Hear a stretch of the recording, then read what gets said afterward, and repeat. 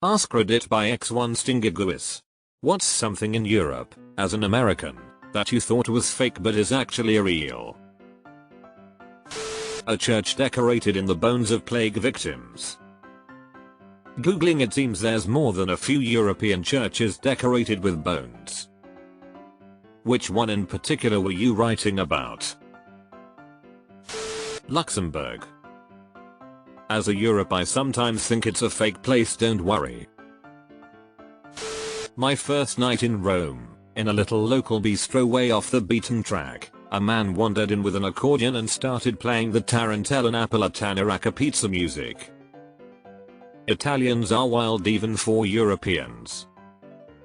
I visited Naples and went to the Galleria. At the entrance there was a random old man talking to a friend. Something caused the old man to start singing opera for like 30 seconds. And he was a great singer, opera singer level, and he was just a rando sitting at the steps, not a street performer nor a professional singer.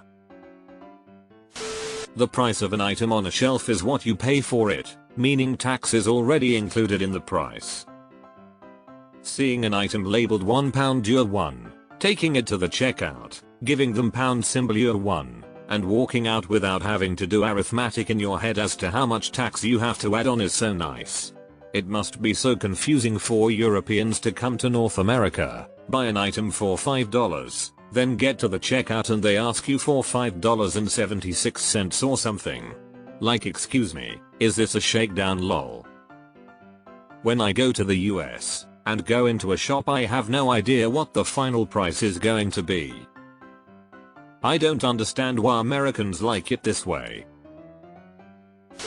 I was incredibly disappointed the time I was an American kid in London and went to Piccadilly Circus. It's the same disappointment Brits feel when they visit Times Square. King's Cross. I thought it was a fictional place from the Harry Potter books. This reminded me of a few listicles going around of stuff in Harry Potter that people thought was magical but was just British. How much better the wine is. I used to think I hated wine, turns out I just didn't like California wine. Even the cheap stuff was a lot better.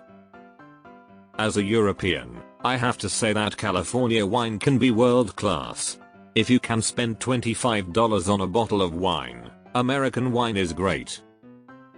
If you can only spend $8, you can buy a very good Spanish wine, or a very boring American wine. Buildings and other structures that are more than 100 years old. And not just like one, but literally everywhere. My house is from 1816, looking at a church from 1500ish in a village of plus minus 300 people in the Netherlands. Yeah, we take that shit for granted. The freshness and quality of food. I recently visited Italy as my first trip to Europe. I had always heard the food was better, but I didn't think it could possibly be that different from some of the stuff we have here that's supposed to be farm to table. We took advice to avoid touristy places and went to a lot of recommendations from locals and other sources. I couldn't believe the difference. No matter what I ate, I never felt miserably full or heavy. You could literally watch them making things from fresh ingredients. My wife can't tolerate dairy very well in the US, but in Italy we were eating gelato and having cappuccinos left and right with no issues. We visited a farm and had fresh pizza, cheese, meats, and desserts all made from fresh ingredients from that farm. Obviously seeing all of the culture, history, and amazing buildings artifacts was amazing too, but the quality of the I assumed the Matterhorn was just a ride at Disneyland when I was a kid. Taking the kitchen cabinets when you move. That's mainly Germany, isn't it? It's not 4-5 other countries I can think of. The countryside in edit, Austria not. Australia really looks like The Sound of Music to this day. I don't remember any kangaroos or koalas in that movie. When I was at my summer job in high school, one of the permanent employees was telling me about the red light district in Amsterdam, and how prostitutes would just stand in doorways open to the street. He was a serial liar and I thought he was bullshitting this too. Well, Color me surprised when I was on a European vacation with no pre-booked plans. Went to Amsterdam on a lark to check out the coffee shops, and I wandered into the red light district. I couldn't believe out of all of the things my co-worker had told me, that was the thing that was true.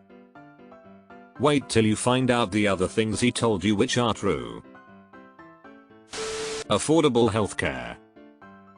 I moved to Munich in 2016, and in order to get my Aufenthaltstitel, residence permit basically, I needed to have private health insurance. Well, in order to get private health insurance, I needed a physical. At the time, I happened to be fighting off a very bad infection I picked up in South America. I went to a walk-in clinic near Hauptbahnhof and received a full physical, blood work, urinalysis, and antibiotics, all without insurance. I remember standing at the front desk on my way out thinking, this is going to cost a fucking fortune. 46 euros. I go to Munchen. How good German beer tastes. American here, German, and Czech. Pilsners are my go-to summer beers. Prefer English styles for winter. Lunchtime in France. Yes, it is 2 hours. I loved it, even though it sort of fucked up the schedule of my business trip and an event I was running because I thought it was my manager exaggerating things. To be honest, when there is a guest of honor, lunch gets drawn out and there might be 1 or 2 bottles of very decent wine with lunch, but that is exceptional for most people.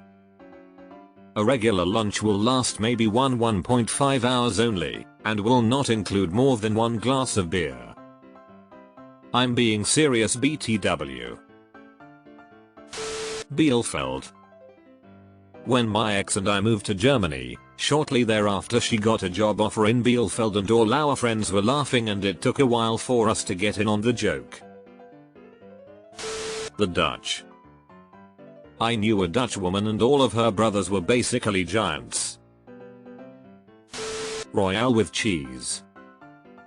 Royal cheese. https://www.mcdonalds.fr/nos-produits/nos-burgers/royal cheese close bracket. Cigarette machines built into the outside of buildings, Germany. Not too long ago they didn't even need any kind of ID to buy cigarettes from them. Holiday days, maternity leave. My country of residence has minimum 30 days holiday and AMP, something like up to 5 years maternity leave. Cries in USA.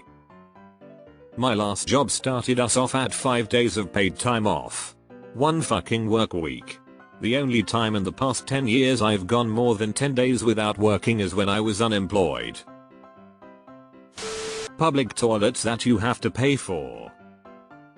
True, sadly, but at least we don't have the gap. Being able to drink water from the sink without dying.